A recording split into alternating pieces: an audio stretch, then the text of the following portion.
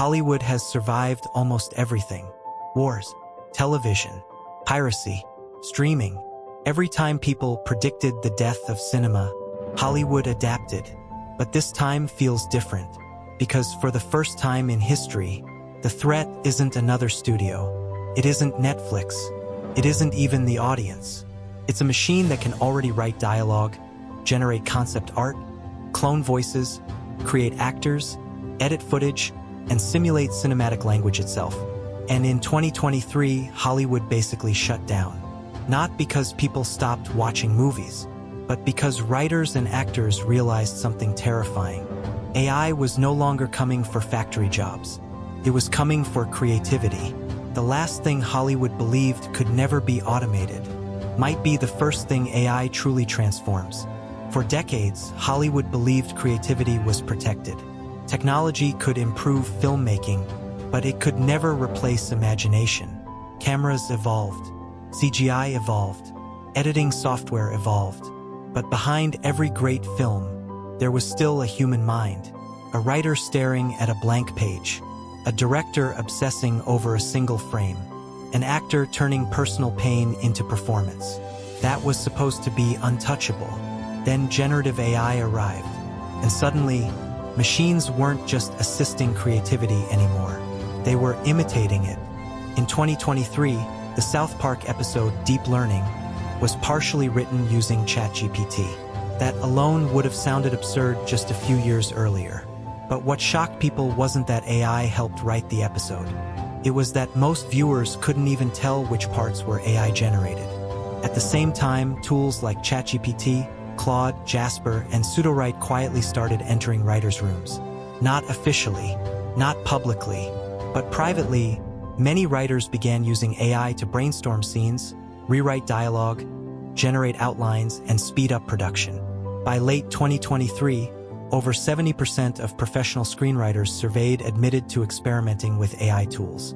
Not because they wanted to, because deadlines demanded it. And that's how technological revolutions usually begin. Not with replacement, with convenience. Then came the visual side. When Marvel released Secret Invasion, audiences noticed something strange about the intro sequence. It looked uncanny, distorted, almost dreamlike. Later, it was revealed that AI-generated imagery had been used in the opening credits. The backlash was immediate, because concept artists realized something horrifying. The industry wasn't experimenting with AI anymore. It was normalizing it. And unlike traditional software, AI systems were trained on enormous amounts of existing human artwork, meaning the machine generating new art had learned from millions of human creations first. In 2023 alone, generative AI startups raised over $25 billion. Investors weren't betting on a possibility. They were pricing in an inevitability. That raised a disturbing question. If AI trains on human creativity, who actually owns the future of art? Behind the headlines and industry negotiations, there were real people. In 2024, a concept artist at a mid-size visual effects studio in Los Angeles posted a quiet thread online. She'd spent 12 years building her career, studying anatomy, mastering lighting, learning to translate directors' visions into images that entire film crews would build worlds from. Then one morning, her team lead showed her something. An AI tool had generated, in 90 seconds, what used to take her 3 days. It wasn't perfect. The hands were wrong. The lighting was slightly off, but it was close enough. Within 6 months, her department of 15 was reduced to 4. The remaining artists weren't creating anymore. They were editing AI output. She said it felt strange, like spending years learning a craft, only to become someone who corrects a machine that imitates it badly. She laughed when she said it, but not really. Her story wasn't unique. Across the industry, from storyboard artists to texture designers to matte painters, the same quiet erosion was happening. Not dramatic layoffs, just fewer emails, fewer contracts, fewer callbacks, the kind of disappearance that doesn't make headlines. Most people thought the Hollywood strikes of 2023 were about money. They weren't, at least not entirely. The Writers Guild of America and SAG-AFTRA were fighting over something much bigger: whether studios would eventually automate parts of human creativity itself. Writers feared studios would use AI-generated scripts, force humans to rewrite machine output, or reduce writers into editors for algorithms. Actors feared something even darker. Background performers could potentially be scanned once, then digitally replicated forever.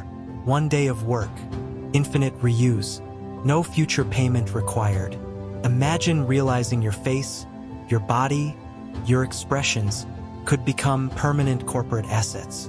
That wasn't science fiction anymore. Those conversations were already happening. Hollywood understood something before the rest of society did. Once AI enters a creative industry, the question is no longer, can the machine create? The real question becomes, is the machine cheaper than humans? And historically, that question changes everything. Here's a number that matters. Midjourney, a company with fewer than 40 employees, generated over $200 million in revenue in a single year. No actors, no sets, no cameras, just prompts. Because technology doesn't need to be better than humans to win. It only needs to be faster, scalable, and dramatically cheaper. That pattern has already happened everywhere else. Factories automated workers. Streaming disrupted television. Digital cameras replaced film. And every single time, people initially said the same thing: the technology isn't good enough. But perfection was never required. Only improvement. Then OpenAI revealed Sora. And suddenly, Hollywood's fears stopped sounding theoretical. Because Sora wasn't just generating random clips. It understood cinematic language, camera movement, lighting consistency, depth, shot composition, visual pacing. Some clips looked disturbingly close to real cinematography. Not perfect, but close enough to trigger panic. Because filmmaking was always protected by complexity. To make a movie, you needed cameras, actors, crews, lighting, locations, editors, visual effects teams, and millions of dollars. AI threatens to compress all of that into a text box. By 2025, the landscape had shifted further than anyone predicted. Sora went commercial. Runway released Gen 3. Google's VO2 produced cinematic-grade footage. Runway's valuation surpassed $3 billion. Stability AI raised over $200 million in total funding. AI short films started appearing at film festivals, not as novelties but as serious entries. One AI-assisted short won an audience award at a European festival. The judges didn't know it was AI-generated until after voting. Studios weren't just exploring AI anymore. They were building entire AI production divisions. Pre-visualization, casting simulations, script analysis, audience testing. Every stage of filmmaking was being quietly infiltrated. And slowly, the economics of filmmaking started changing. A single AI-generated commercial that would have cost $300,000 to produce was completed for under $5,000. That's not a marginal improvement. That's a structural collapse in cost. Because if AI can create storyboards, concept art, voiceovers, rough edits, visual effects, and synthetic actors, then fewer humans are needed at every stage. Not zero, but fewer. And industries rarely ignore technology that reduces labor costs. For over a century, movies were limited by human effort. A director could only shoot so many scenes. A writer could only produce so many ideas. An animator could only draw so many frames. Scarcity shaped creativity. AI changes that completely. Now a machine can generate hundreds of concepts, thousands of images, endless rewrites, and infinite variations almost instantly. That changes the nature of artistic decision-making itself. Because when possibilities become infinite, taste becomes algorithmic. For over 100 years, Hollywood relied on human instinct to discover what audiences loved. AI may become the first system capable of testing millions of emotional variations simultaneously. Not storytelling as art, storytelling as computation. Imagine a future studio system powered entirely by data. Netflix already tracks what people click, when they stop watching, which thumbnails perform best, what pacing retains attention, and what emotional beats increase engagement. Now combine that data with generative AI, and suddenly films stop being handcrafted stories and start becoming optimized psychological products. Not art designed around expression, but entertainment engineered around retention. In the future, your movie might not even be the same as mine. AI could eventually personalize pacing, endings, dialogue, humor, music, and even actor appearance based on your behavioral profile. Every viewer receiving a slightly different experience, perfectly optimized for their psychology. Hollywood once created shared cultural experiences. AI could transform cinema into infinitely personalized emotional simulations. And maybe that's the most unsettling part of all. There's something deeply uncomfortable about machine-generated art, because art was never just about output. It was about humanity. A film mattered because somewhere behind the camera, a real person experienced something real. Pain, love, fear, obsession, memory. That human imperfection gave art meaning. But AI has none of those things.